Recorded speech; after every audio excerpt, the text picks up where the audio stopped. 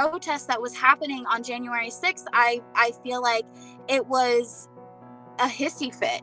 I was horrified. I was afraid for the people who were serving our country that I knew were inside of that building. I was angry and I was crying because I know that we're better than this, but because of the bigotry and hate of others, we've been brought to a low point in our history. So I'm saddened. They had no control of themselves, and then wasn't nobody there to control them. 5 people wind up losing their life. That's a disgrace. Seeing the image of nooses and Confederate flags in Washington, D.C., it's just a reminder that too frequently these symbols of terror are used as a stand-in for white supremacy. My grandfather fled a lynch mob when he was 13 years old to come here to Los Angeles as part of the Great Migration. A noose in America means something very specific. They were literally sticking a knife into the side of America. It is beyond belief that they would think they're entitled to go in and interrupt the democratic process like they did. I didn't serve the nation as a soldier, putting myself in harm's way to allow people like that to come in and have their second voice heard. We know that the Confederacy, that the Confederate flag was treasonous, that it was anti-American, that people who were part of the Confederate States wanted to form a different country so that they could keep people like me and my family enslaved. We learn violence from you. When people try to say that Black folks are making things up, that we are uber sensitive, get over it. As the demographics began to come out about who these people were who were walking into the U.S. Capitol, barraging through, they were folks that we live with, work with, go to school with, our children play with their children. These are folks who are ingrained in our communities.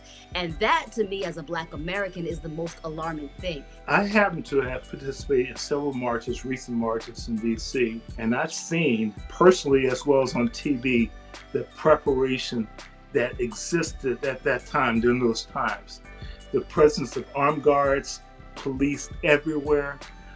You watch the Black Lives Matter incidences where, they are with riot gear on and masks. The fact that these people that came and were treated so compassionately by the police and with such kindness, and most of them were not injured, body slammed, or anything like that, we could compare at the Black Lives Matter protests, that it's only okay to protest when you're not brown or Black. And people aren't acknowledging the fact that this is an outdated system, and it was literally built around the benefit of white people.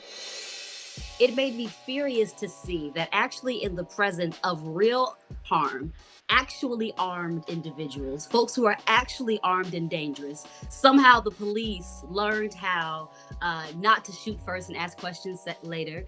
The Black Lives Matter protests are taking the bare minimum of a human right to acknowledge that a life is valuable and putting everything on the line for that, while another group was coming from a place of entitlement and sort of throwing a temper tantrum about the last kind of attempt to manipulate the political system not going in their favor. This was an armed tantrum.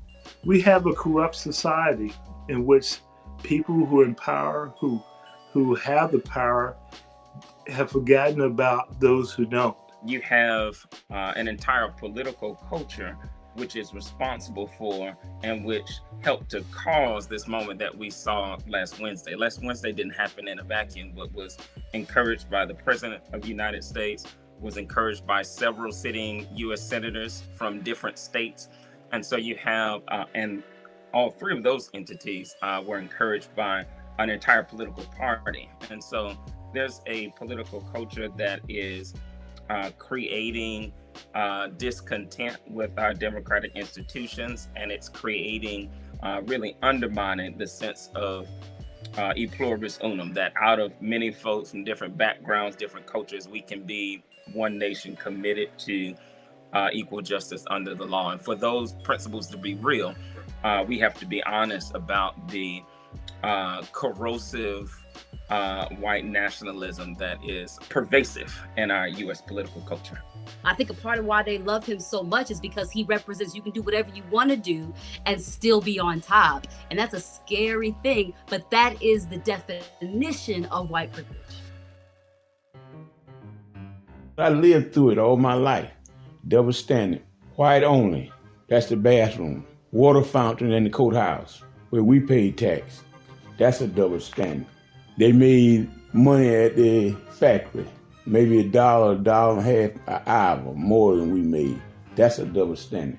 People who can say that the election that was ran and held, because our guy didn't get elected, we're not going to accept the outcome of that law.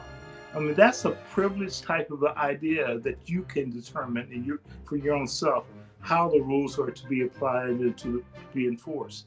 Privilege, white privilege, at the end of the day, it is they are given the benefit of the doubt that there is a reason for why they showed up, that even if they've got guns on their waist, that they're not going to shoot and kill you. There's a benefit of the doubt that gives them the ability to live freely in this nation that people of color do not have.